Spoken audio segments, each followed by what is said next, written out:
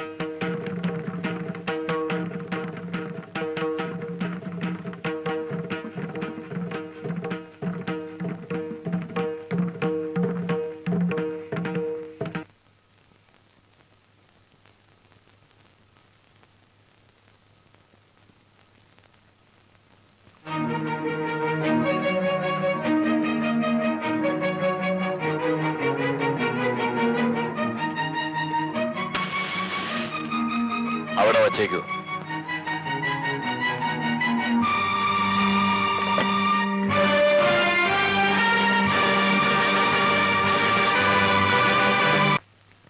രാത്രി പൂട്ടിയിട്ടിരുന്ന സെല്ല് തുറന്ന് നിങ്ങൾ ഇതിനകത്ത് കയറിയത് പ്രതിയോടൊപ്പം കള്ളുപിടിക്കാനായിരുന്നില്ലേ?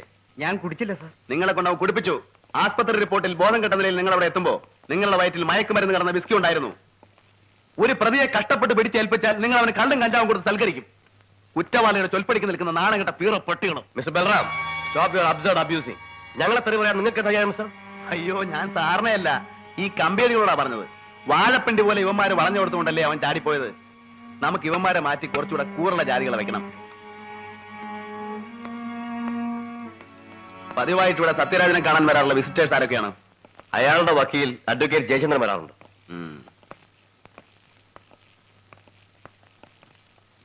സർ, ഇത് സെല്ലിന്റെ ബാക്കിൽ എടുത്തതാണ്. ജയിലിനകത്ത് വെച്ച് തനിക്ക് എങ്ങനെ ഈ കത്ത് കിട്ടി? കുട്ടൂസ് തന്നെയാണോ സാർ? കുട്ടൂസോ? അവനല്ലേ നീ കുത്തിയത്? അതെ, ഇന്നലെ രാത്രി കമ്പീന്റെ മേലെ 3 പ്രാവശ്യം മുട്ടുന്ന കേട്ട കുത്തിക്കോളാൻ പറഞ്ഞു. അവൻ സമ്മതിച്ചിട്ടാ കുത്തി. വെറുതെ അങ്ങനെ ഒരാളെ കുത്തുക? വെറുതെ അല്ല, രണ്ടാം കൂടി 500 രൂപ തരാൻ. ആര് പറഞ്ഞു? ഈ നിൽക്കുന്ന സൂപ്രണ്ട് സാർ.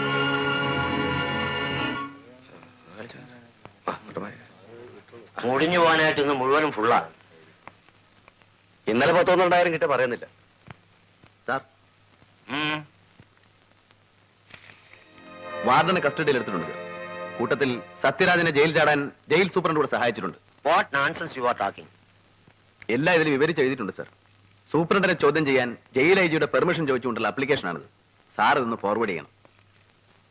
ജയിൽ സെക്യൂരിറ്റിക്കാരുടെ ശ്രദ്ധ തിരിക്കാൻ ബി ബ്ലോക്കിലെ പ്രിസണേഴ്സിനെ കൊണ്ട് സൂപ്രണ്ട് കത്തിക്കുത്തുണ്ടാക്കിച്ചതാണ് സാർ.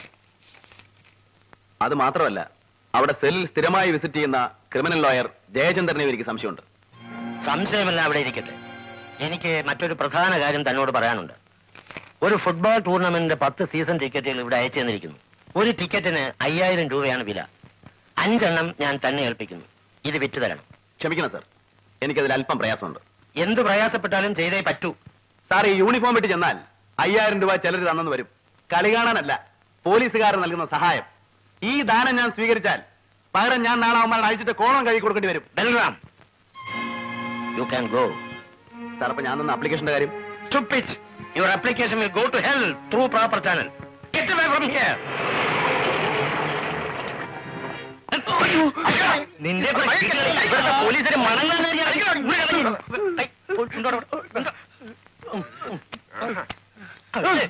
ചീട്ട് കളിക്കുന്നു. നിന്റെ ചീട്ട് കളി നിന്നെ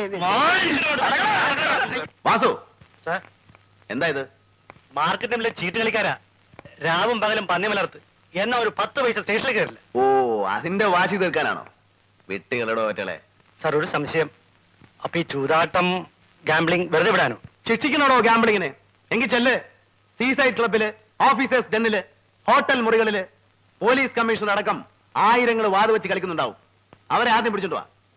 മാർക്കറ്റിൽ മീൻകൊട്ട ഒന്ന് ഇറച്ചൂട്ടി മടുക്കുമ്പോ ഒരു രസത്തിന് വേണ്ടി 10 പൈസ വെച്ച് ചീട്ട് കളിക്കുന്ന ഈ പാവങ്ങളെ ശിക്ഷിക്കുന്നത് അത് കഴിഞ്ഞിട്ട് മതി. സാർ, മോണ പഴുത്തൊലിക്കുന്നവന്റെ നാവ് പഠിച്ച വായനാറ്റം മാറൂലടോ. വിട്ടുകളാവറ്റളെ.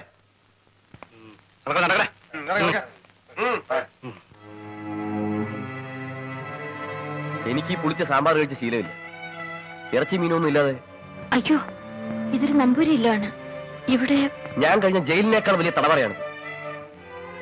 ദേഷ്യം തോന്നരുത്. നിർബന്ധാച്ച ഞാൻ ഉണ്ടാക്കി തരാം. നിങ്ങൾ ആ വക്കീലിനെ ഒന്ന് കാണണം ഉടനെ. ഒരു ഫോണിന് ഞാൻ പറഞ്ഞിരുന്നു. ഒരു ടെലിഫോൺ ഇവിടെ ഏർപ്പാടാക്കി തരാൻ. ആ, പിന്നെ വിസ്കിയോ ബ്രാൻഡിയോ എന്തെങ്കിലും. ഇല്ലെങ്കിൽ എനിക്ക് ഇവിടെ നിന്ന് ഭ്രാന്ത് പിടിക്കും. ഒന്ന് പതുക്കെ. അച്ഛൻ ഉറങ്ങിയിട്ടുണ്ടാവില്ല. ആരാ അത്?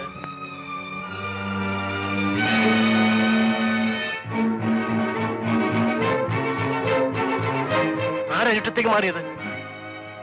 പറയ്. അച്ഛാ, ഞാൻ കേട്ടു ഒരു ആണിന്റെ ശബ്ദം. അത് എന്നോട് ക്ഷമിക്കൂ അച്ഛാ. മോളെ, പ്രായം കവിഞ്ഞിട്ടും പെൺകുട തരാവാതെ നിൽക്കണ നിനക്ക് ഒരു പുരുഷനുമായി ബന്ധപ്പെടാൻ മോഹം ഉണ്ടാവും. മനസ്സ് നിയന്ത്രിച്ചാലും ശരീരം കൊതിക്കും.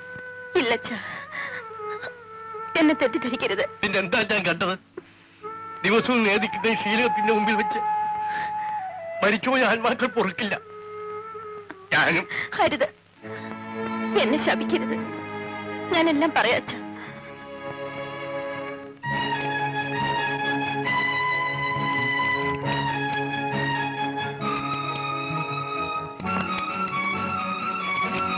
പറഞ്ഞാൽ ഒരിക്കലും സമ്മതിക്കില്ലെന്ന് കരുതിയ ഞാൻ അച്ഛനറിയാതെ നമ്മുടെ ഉണ്ണിയെ കൊന്നവരോട് പകരം വിട്ടാൻ വേറെ വഴിയില്ല. ഈ വഴി അപകടമല്ലയോ മോളെ? എനിക്കെന്തോ ഭയം തോന്നുന്നു. തിരുമേനി, നിങ്ങളെക്കാൾ കൂടുതൽ ഭയപ്പെടേണ്ടവൻ ഞാനാണ്. ജയിൽ ചാടിയെ ഞാനിവിടെ കഴിയുന്നത് നിങ്ങളുടെ മകനെ ഓർത്താണ്. ആ കുട്ടിയെ ഉലക്ക കൊണ്ട് ഇടിച്ചുരുട്ടി ചതച്ച് ഇഞ്ചിഞ്ചായി കൊല്ലുന്നത് കണ്ടവനാണ് ഞാൻ. അവരെ തൂക്കിലേറ്റാൻ എന്റെ സഹായം നിങ്ങൾക്ക് ആവശ്യമില്ലെങ്കിൽ ഞാൻ പോകാം. അരുത്, അരുത്. എന്റെ മകൾ ചെയ്തത് ശരിയാണ്. നിങ്ങൾ ഇവിടെ താമസിക്കൂ, ഞങ്ങളെ സഹായിക്കൂ.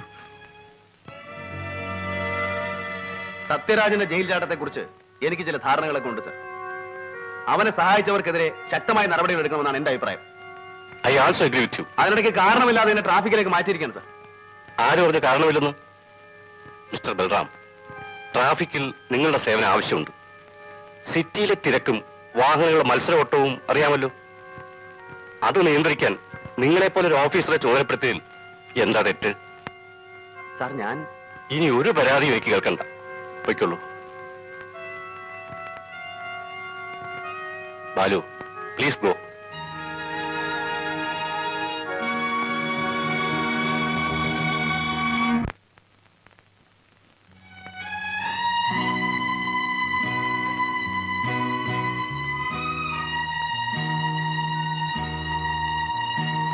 നമ്മൾ പോണില്ലേ? പോയിക്കോളൂ.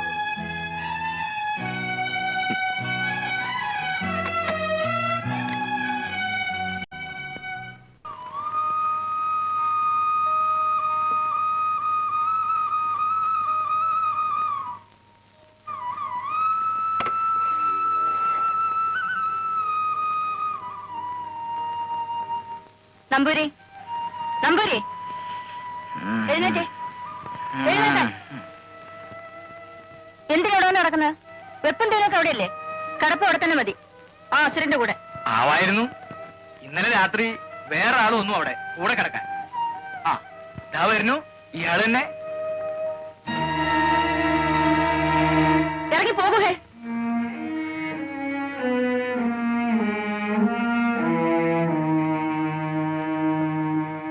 ദേശവും ശകാരമൊക്കെ എന്റെ അടുത്തല്ലേ ഉള്ളൂ, ഇവിടെ വയ്യല്ലോ. ഇഷ്ടകാരിയല്ലേ? അമ്പലത്തിൽ നിന്ന് വരികയായിരിക്കും അല്ലേ? ഞാൻ അതെ. ആ പ്രസാദവുമായിട്ട് ഇങ്ങോട്ട് വരരുത്, ഈ ഉമ്മർത്ത് കയറരുത്.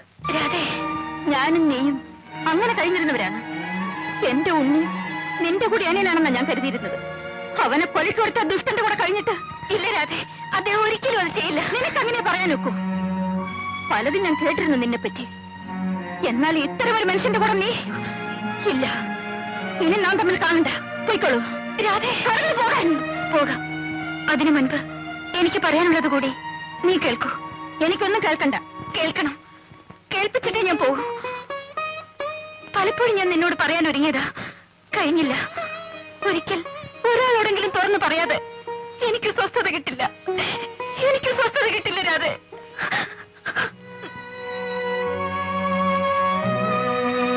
നിനക്ക് ഓർമ്മയില്ലേ, തിരുമേനിക്ക് പാലക്കാട്ടേക്ക് മാറ്റമായപ്പോൾ നിങ്ങൾ എല്ലാവരും പോയി. പിന്നെ ഞാനിവിടെ ഒറ്റയ്ക്കായി. എന്റെ പാർട്ട് ടൈം ജോലിയൊന്ന് സ്ഥിരമാക്കി കിട്ടാൻ ഞാൻ പലരെയും സമീപിച്ചിരുന്നു. കൂട്ടത്തിൽ ചന്ദ്രദാസൻ വലിയ നേതാവാ. ചന്ദ്രാജിന്ന് വിളിക്കും. അങ്ങേര് ശുപാർശ ചെയ്യാമെന്ന് പറഞ്ഞ എന്നെ തിരുവനന്തപുരത്തേക്ക് കൂട്ടിക്കൊണ്ടുപോയത്. എനിക്ക് വളരെ വേണ്ടപ്പെട്ടൊരു കുട്ടിയാണ്. ചെയ്യാൻ കഴിയുന്നതിന്റെ മാക്സിമം സഹായം ചെയ്തിരിക്കണം. ചന്ദ്രാജി പറഞ്ഞാൽ പിന്നെ ചെയ്തു കൊടുക്കാതെ പറ്റുമോ? അപ്പോ നിങ്ങൾക്ക് ചോദിക്കാനും പറയാനും ഒക്കെ കാണുമല്ലോ. I mean interview.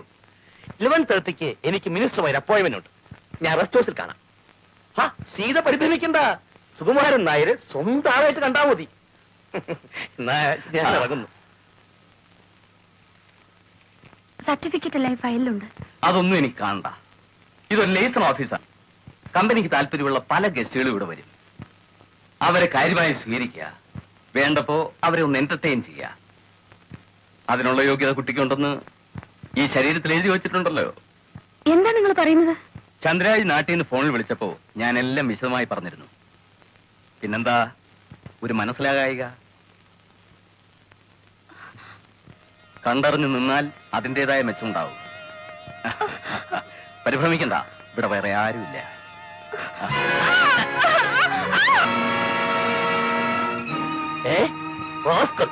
അത്രയ്ക്കായോ? അവനെ വെറുതെ വിടില്ല. ആ തെമ്മാടി പോലീസിൽ ഏൽപ്പിക്കണം സാർ. സീത നിൽക്ക്, ഞാൻ പോലീസ് ഐ ജി വിളിക്കട്ടെ.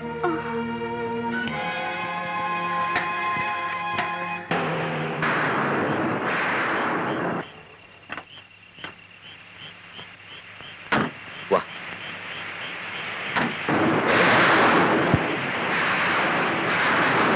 എന്തിനാ നമ്മൾ ഇവിടേക്ക്? ഐ ജി കണ്ടേ?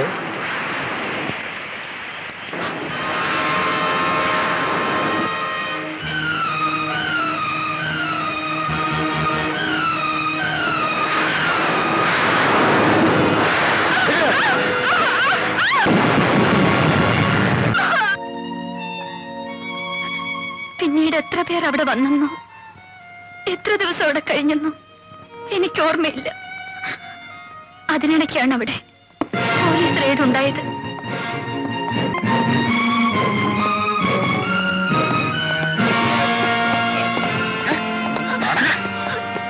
എന്നെ അവരെ കൂട്ടത്തിൽ കൊണ്ടുപോകരുത് സാർ. ഞാൻ ഒരു കുറ്റം ചെയ്തവളല്ല. ഓ പിന്നെ നീ മാത്രം ഒരു ശീലാവതി ആടിച്ചാൻ. സാർ, എന്നെ അവർ ചതിച്ചതാണ്. ഒരു ജോലി തേടി പുറപ്പെട്ട ഞാൻ ഇവിടെയാണ് എത്തിയതെന്ന് അറിഞ്ഞാൽ എന്റെ വീട്ടുകാർ സഹിക്കില്ല. ഞാനും നശിച്ചു. ഇനി അവരെ കൂടി കൂട്ട ആത്മഹത്യക്ക്. എന്നെ രക്ഷിക്കണം സാർ, എന്നെ രക്ഷിക്കണം.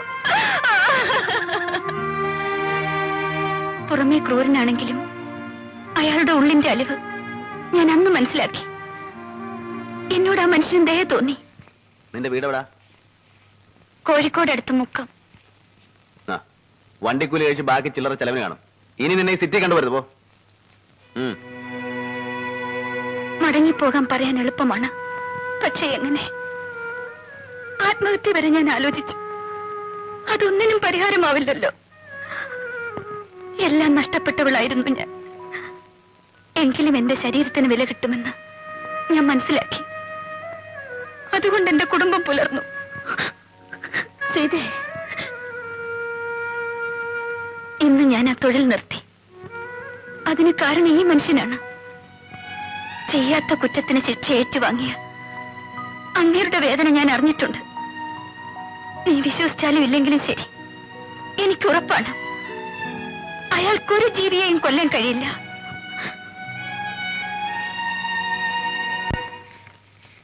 ചേച്ചി ഇപ്പൊ വരും. വരട്ടെ, നമുക്കൊട്ടും തിരക്കില്ല. എണ്ണം തെറ്റില്ലോ. എന്തിനാ നോട്ടെണ്ണെന്ന്? ഇവിടെ തരാനാ? ആ അല്ല, ഞാൻ ആലോചിക്കുകയായിരുന്നു. കാലം പോയ പോക്കേ. മുമ്പ് നമ്പൂതിരിയായി ജനിച്ചാ മതി. ഊണായാലും വിഷയായാലും ഒരു മുട്ടുമില്ലാതെ നടക്കും. അന്നുള്ളവർക്ക് സന്ധ്യയാവുമ്പോ പാനീസും കത്തിച്ച് ഇറങ്ങേ വേണ്ടു.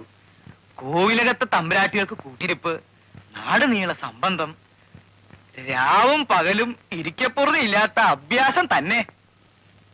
കുട്ടി പറഞ്ഞാ വിശ്വസിക്കില്ല, എനിക്ക് ഇതുവരെ ഒന്നും തരായിട്ടില്ല. എന്താ നിങ്ങൾ പറയുന്നേ? ഇവിടെ വന്ന് കുട്ടിയെ കണ്ടപ്പോ സംശയായി, ആരോടാ പറയേണ്ടതെന്ന്. ഏതായാലും ഇന്ന് മൂത്ത ആളെ ഉദ്ദേശിച്ചാ വന്നത്. ആ, ഞാൻ കുളിക്കായിരുന്നു തിരുമേനി. വിശേഷായി, ശുദ്ധായല്ലോ.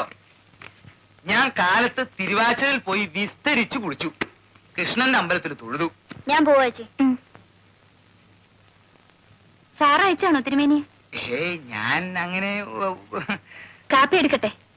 അതൊക്കെ കഴിഞ്ഞിട്ട് മതി. നന്ന ക്ഷീണുണ്ടാവൂലോ. അപ്പോ എന്ത് കഴിയാൻ? ആദ്യം ഇതങ്ങോട്ട് വാങ്ങിക്കൂ. എന്താ ഇത്? നാടാടിയാണേ. അപ്പൊ പിന്നെ പ്രതിഫലം എന്ന് പറയാൻ വയ്യ. ഒരു ദക്ഷിണയായിട്ട്. തിരുമേനി, ഇനി താമസിക്കരുത്. എന്റെ ഉടല് വിറക്കണു. വിടാൻ വിടാൻ. പൈസ പോരായിട്ടാണോ? എന്ന് വെച്ചാൽ ഞാൻ പിന്നെ ഇറങ്ങിപ്പോണം. ഇറങ്ങിപ്പോകാൻ. അതെന്താ അങ്ങനെ? പാവമാണ് തിരുമേനി. ആ പോലീസ് ഇൻസ്പെക്ടർ അടക്കം നാടൊട്ടു പോവാല്ലേ? ഒന്നില്ലെങ്കിൽ ഞാനൊരു ബ്രാഹ്മണനല്ലേ? ബ്രാഹ്മണന്റെ മൗത്ത് എന്നോട് പറയരുത് തിരുമേനി. ഊട്ടുപരയിൽ ഊണും ഊൺ പണവും കൊടുത്ത് ബ്രാഹ്മണനെ സൽക്കരിച്ച ഒരു കോവിലകത്ത ഞാനും ജനിച്ചത്. എന്റെ അച്ഛനും ഒരു നമ്പൂതിരിയായിരുന്നു. നേമടിയും മാലിക്കാനും പോയി. നാലുകെട്ടിൽ പട്ടിണിയായപ്പോൾ എന്റെ അമ്മയുടെ സംബന്ധക്കാരനും പോയി എന്റെ 7ാം വയസ്സിൽ. പിന്നീട് ഞാൻ എന്റെ അച്ഛൻ തിരുമേനിയെ കണ്ടിട്ടില്ല. എടവണ്ണ പാലൂര് മനയ്ക്കൽ കിടന്ന് ഈടെ അങ്ങനെ നരകിച്ച് ചത്തെന്ന് ഞാൻ കേട്ടു. എന്റെ ഇല്ലത്തോ? അപ്പൊ കുട്ടി കുറ്റല്ല, നാട് നീളെ സംബന്ധമായിട്ട് നടന്ന നിങ്ങളുടെ കാരണവന്മാർക്ക് എവിടെയൊക്കെ കുട്ടികളുണ്ടായെന്ന് അറിയൂ. സ്വന്തം മക്കളെ പോലും അവർ വ്യഭിചരിച്ചു കാണില്ല തിരുമേനി. എന്റെ ഈശ്വര, ശിവ ശിവ. വെറുതെ അല്ല, കുടുംബത്തോടെ മുടിഞ്ഞു പോയത്. കുട്ടി എന്നോട് ക്ഷമിക്കൂ, ഞാൻ അറിയാതെ. എനിക്കറിയാം തിരുമേനി, സ്വജാതിയിൽ എന്റെ അച്ഛന് പിറന്ന 6 പെൺമക്കൾ ആ മനയിൽ ഇപ്പോഴും ഉണ്ടെന്ന്. മൂത്ത് നരച്ച് പട്ടിണി കിടന്ന് നരകിക്കുന്ന അവർക്കൊണ്ടേ കൊടുക്കൂ ഈ കാശ്. വ്യഭിചരിക്കാനല്ല, ഒരു നേരത്തെ ആഹാരത്തിന് ഈ അപ്പൻ നമ്പൂതിരിയുടെ ദാനമായിട്ട് റേഷൻ അരി വാങ്ങിക്കാൻ.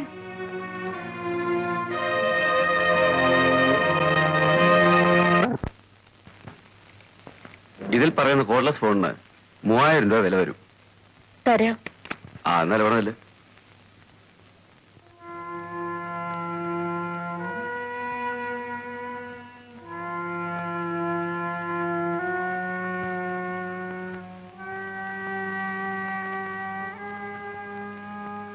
നീ ഏതാ മോളെ? നിന്റെ ഇവിടെ കണ്ടിട്ടില്ലല്ലോ.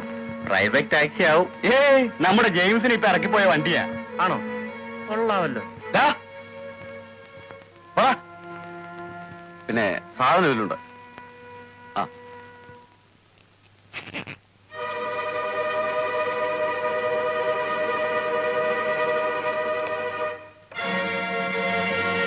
എന്താ ഇത്ര താമസിച്ചത്? ദയവ് ചെയ്ത് എന്നെ ഇത്തരം സ്ഥലത്തേക്ക് ഇനി അയക്കരുത്. എന്തു പറ്റി? ഞാനൊരു സ്ത്രീയാണെന്ന് നിങ്ങൾ ഓർക്കണം. ഇതുപോലെ എനിക്ക് കഴിയില്ല. നീ ഇത് നിങ്ങളുടെ കാര്യത്തിലാണ്. കഴിയില്ലെങ്കിൽ ഞാനിവിടെ ഇറങ്ങി പോയേക്കാം. അതിനല്ലല്ലോ ഞാൻ ഇത്രയും സഹിക്കുന്നത്. ഇറച്ചിയും മീനും വെക്കുന്ന ഈ വീട്ടിൽ നിന്ന് എന്റെ അച്ഛൻ ജലപാനം തൊടാറില്ല. ഇന്നേക്ക് 2 മുഴുപട്ടിണിയ. എന്റെ അനിയനെ ഓർത്ത എല്ലാം സഹിക്കുന്നത്. ഇനിയെങ്കിലും പറയൂ, ആ തെളിവുകൾ എപ്പോൾ കിട്ടും? നിങ്ങൾ എന്നും അത് ആവർത്തിച്ച് ചോദിക്കണ്ട. ഞാൻ പറഞ്ഞില്ലേ, അത് മംഗലാപുരത്തുള്ള ഒരു സുഹൃത്തിനെ ഏൽപ്പിച്ചിരിക്കുക. അതിനോട് എത്തും. നിങ്ങൾ വെക്കുള്ളൂ.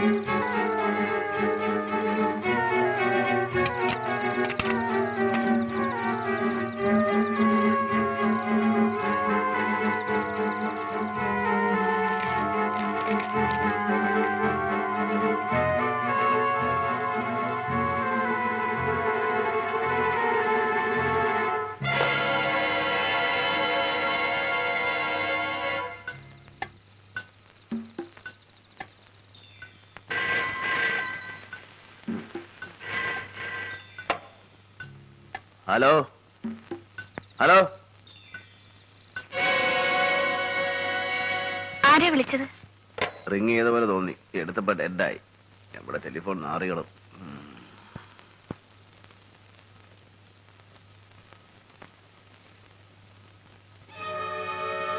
എവിടെ പോയിരുന്നു? കാറ്റുകൊള്ളാൻ. ഇതിനകത്തിരുന്ന് ശ്വാസം മുട്ടുന്നു. ആരെങ്കിലും കണ്ടാൽ? കാണില്ല.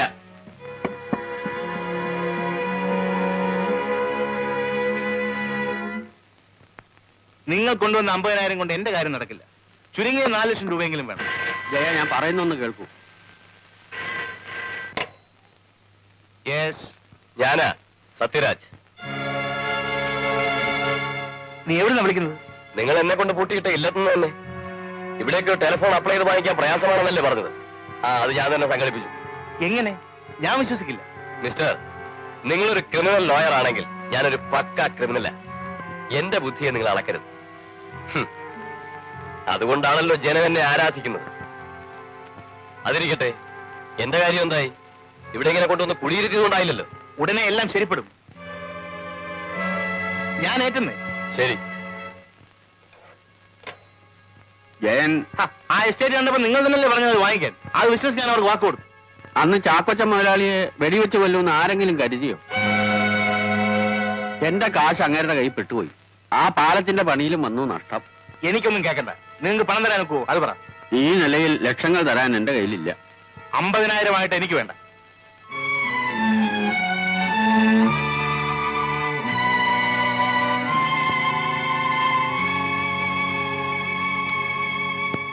$50,000 ഉലവയായിട്ട് വന്നിരിക്കുന്നു ദരിദ്രവാസി.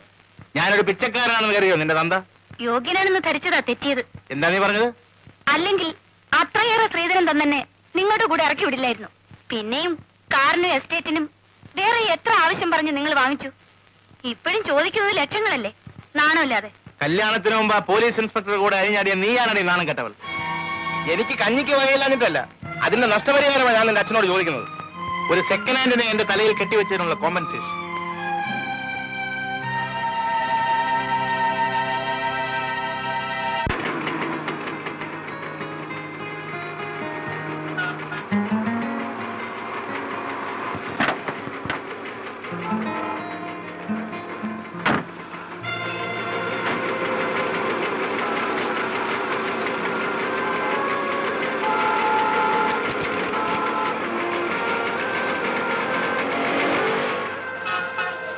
മകന്റെ ഗേൾ ഫ്രണ്ട് ആരാണെന്നറിയൂ?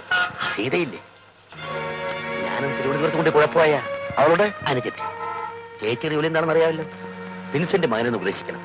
ഈ പോക്ക് നന്നല്ല.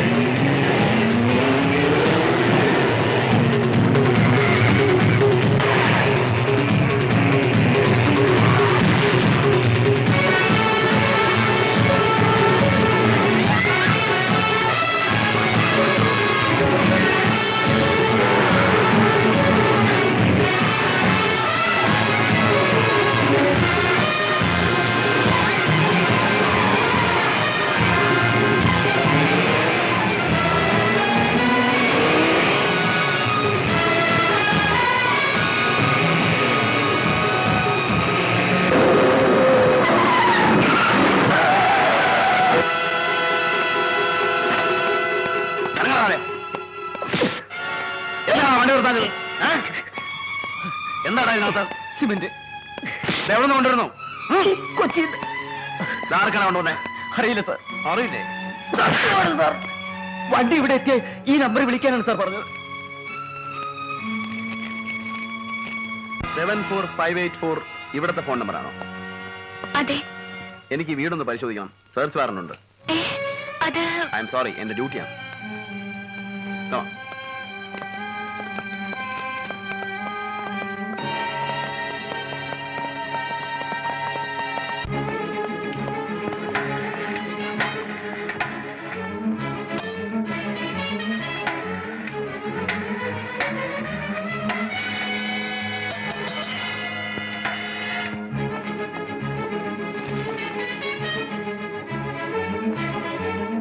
Hello, advocate ജയചന്ദ്രനുണ്ടോ?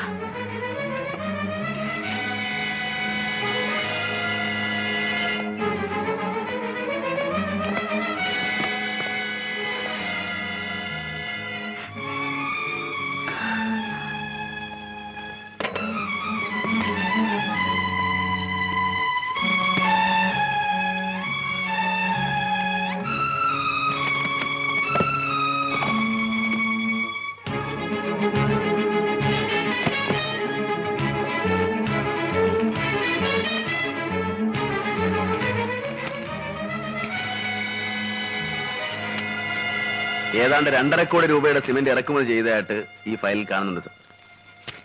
ഒരു ധർമ്മസ്ഥാപനത്തിന്റെ പേരിൽ ഇറക്കുമതി ചെയ്ത ഈ സിമന്റ് അത്രയും സ്വകാര്യ ഏജൻസികൾക്ക് ബ്ലാക്കിൽ വിറ്റതായും രേഖയുണ്ട്. ചാക്കോച്ചന്റെ കൊലപാതകവുമായി ഇടപാടുകാർക്ക് ബന്ധമുണ്ടെന്ന് സൂചിപ്പിക്കുന്ന ഏതാനും എവിഡൻസുകൾ ഈ ഫയലിലുണ്ട് സർ. I see. കണ്ടിടത്തോളം അത്ര നിസ്സാരന്മാരല്ല ഇതിന്റെ പിന്നിൽ. പെട്ടെന്ന് കൈകാര്യം ചെയ്ത് അവസാനിപ്പിക്കാവുന്ന ഒരു കേസുമില്ലത്. ബാലു, ഇത് സംബന്ധിച്ച് മറ്റു വല്ല റെക്കോർഡുകളും തന്റെ കയ്യിലുണ്ടോ? ഇല്ല സാർ, ഞാൻ എല്ലാം ഏൽപ്പിച്ചു. ഗുഡ്. ഞാനതൊക്കെ ഒന്ന് പഠിക്കട്ടെ, എന്നിട്ട് മതി അടുത്ത നീക്കം. നിസ്സാരമായൊരു പഴുത് കിട്ടിയാൽ അവന്മാർ രക്ഷപ്പെടും. We must not allow that. Sir. അതുവരെ ഈ റാക്കറ്റിനെ പറ്റി നമ്മൾ രണ്ടുപേരും മാത്രം അറിഞ്ഞാൽ മതി. Sir. Anyhow you have done something very commendable Balu. Please keep it up. Thank you sir.